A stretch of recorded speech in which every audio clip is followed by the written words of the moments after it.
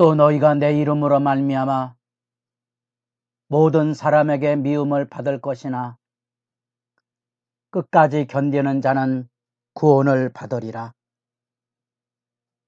거룩한 새벽의 기도자 여러분, 생명의 말씀으로 세상을 내다보며 하나님의 사랑으로 거친 세상을 품고 살아가는 일에 담대할 수 있기를 바랍니다.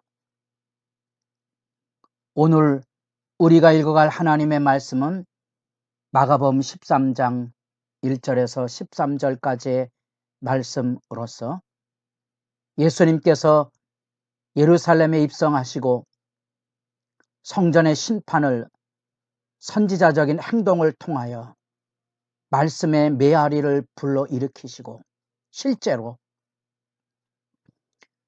무화과 나무를 저주하여 말라 비틀어졌던 것처럼 눈앞에 보이는 성전에 하나님의 심판으로 인한 완전한 멸망을 예고하는 장면의 말씀을 읽게 됩니다.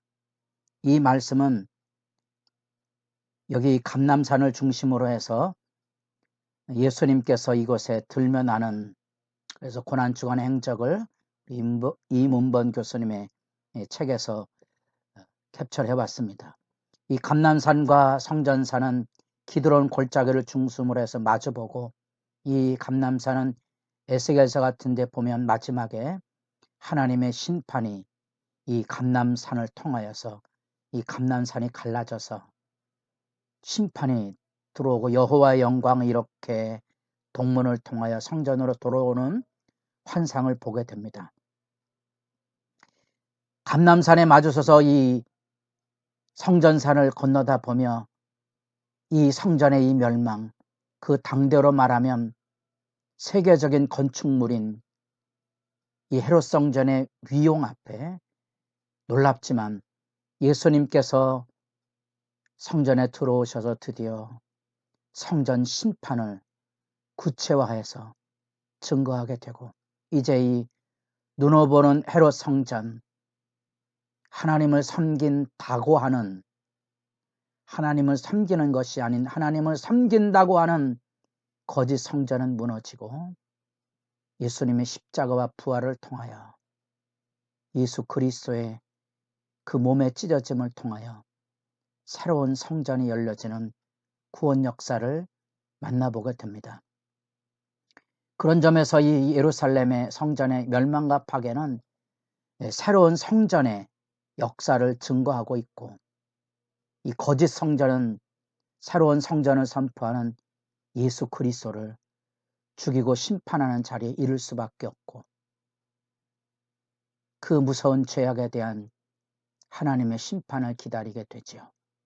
이 성전 파괴의 예언은 이제 감난산 선포라 해서 지리적으로 보면 건너다 보이며, 마치 예전에 고대 사회의 공성전이라 그래서 성 주위에 성을 쌓고 마주보며 전쟁하는 그런 모습처럼 감람산에서 심판을 선포하는 장면인데, 성전에서 나가실세, 이 돌들이, 이 건물들이 위대한 헤롯 성전의 영광과 위용을 내다보았을 때 예수님께서 너희들이 보고 있는 이 거대한 성전, 그거를 너희들은 외양만 보고 있냐?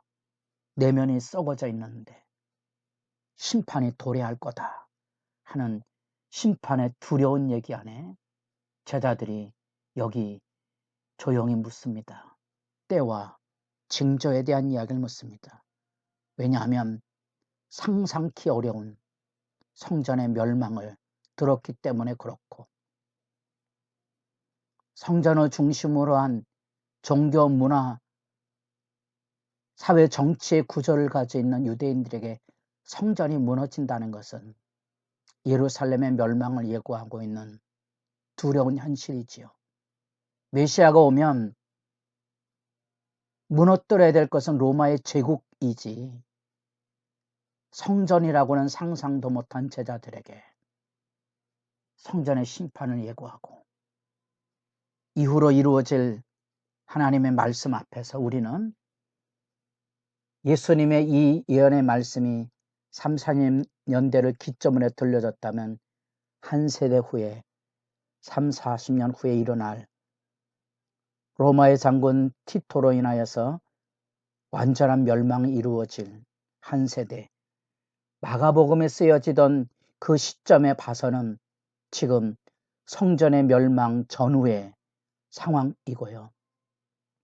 우리들은 이 시점의 말씀 앞에서 마지막 날의 종말을 함께 지켜보게 됩니다. 그래서 이 마가복음 13장에 나타난 성전 멸망의 사건은 단지 예루살렘과 헤롯 성전의 멸망뿐 아니라 그 안에 담겨져 있는 메시지를 통하여 마지막 날 이루어질 종말의 심판과 재림 사건이 혼재되어 있습니다. 어떤 편을 들든지 그 함께 함축된 의미를 살피는 것이 필요하고, 이것이 예루살렘의 멸망 사건이냐 예수님의 재림 때 사건이냐는 구분한다는 거 쉽지 않은 작업이고요. 그럴 필요까지도 없습니다. 또 하나, 이런 심판의 메시지 안에 마치 종말의 징조의 시간표가 있는 것처럼 차례대로 이런 것들이 일어난다는 생각도 하나님 말씀을 이해하는데 바람직하지 않습니다. 함축점이 의미를 가지고 있는데 여기 나타난 기본적인 그러한 멸망에 대한 징조의 실제들은 곳곳에서 터져 나오는 것처럼 죄악의 현실에 대한 하나님의 심판을 선포하고, 이것이 예루살렘 멸망 안에도 그러하고 우리 시대가 맞이할 마지막 종말의 사건 안에도 이런 현상들은 여기저기서 터져 나오는 악의 심판에 대한 역사의 교훈입니다. 우리는 그것을 하나님의 심판의 교훈으로 듣고 경성에서 깨어나는 게 중요한 거지요. 예수가 언제 오시느냐? 이 징조들을 보고 안다. 단순한 얘기처럼 들려지지요. 이런 징조들을 통하여 우리는 예수 오심을 깨닫는 거지, 언제 오는 게 우리에게 판별 공식이 아니라는 겁니다. 그래서 시한부 종말론이라 그래서 언제 온다든가 전쟁이나 지진이나 화산 폭발이 일어나면 이런 자연 재해가 하나님의 심판이라고 단순화해서 성경을 이해하거나 설교를 듣는다면 하나님의 말씀에 너무 단순화적인 작업이라고 볼 수 있습니다. 조금 더 진지하고 깊이 있게 그 말씀을 귀 기울이셔야 됩니다. 마지막이 종말이, 예루살렘 멸망이 일어날 때 종말이 일어나는 것과 비슷하게 이런 현상들이 있기 마련이지요. 세대가 분분하게 되면 그 불안을 통하여 거짓 선지자 교사들이 일어나서 내가 그 일을 하는 것처럼 여러 가지 시대의 흉흉함을 통하여 자기들의 종교를 피는 거짓 일꾼들이 일어나기 마련이지요. 전쟁과 난리의 소문들, 악의 지배가 가져오는 실제들이지요. 뿐 아니라 자연 재앙들. 그래서 이런 재앙들을 통하여 지진이나 기근, 이것은 재난의 시작이라, 이런 징조에 대한 이야기를 들려주고 제자들을 일깨우는 권면의 말씀이 이런 단순한 미혹이나 난리나 전쟁 기근, 이 같은 자연 재앙의 이런 이야기들을 확대시켜서 마치 종말에 일어나는 삶의 문제와 함축해서 너희는 스스로 조심하라. 23절에 너희는 삼가라. 믿음의 경각, 믿음 앞에 깨어있을 가르치는 교훈으로 집약을 하면서 너희가 내 이름으로 말미암아 모든 사람에게 미움을 받을 것이라. 시대가 악하여질수록 믿음을 지키는 자들에게 쏟아지는 박해와 해방과 대적은 피할 수 없는 운명이지요. 우리가 짊어지고 가야 될 믿음의 길의 도전이고 어쩌면 그것이 주님을 따라가는 영광의 길입니다. 끝까지 견디는 자는 구원을 받으리라. 예루살렘의 멸망 안에도 오늘날의 세대의 흉흉한 세대의 종말을 겪는 현실 안에도 동일하게 이 말씀은 감격이고 소망이 됩니다. 성전의 심판과 멸망의 교훈을 하고 있다는 걸 잊지 마십시오. 과거의 사건이 아니라 오늘의 사건처럼 시대를 관통하고 있는 악의 모습이 뭔지, 하나님의 심판과 경각의 메시지가 뭔지, 성전의 위대한 외양, 아름다운 모습에 압도되었던 제자들에게 그 내면의 부패를 일깨우시고 가슴 저미는 것처럼 과부의 두 랩돈, 마지막 저녁길이라고 생각하시면 정서적으로 마음에 와닿겠죠.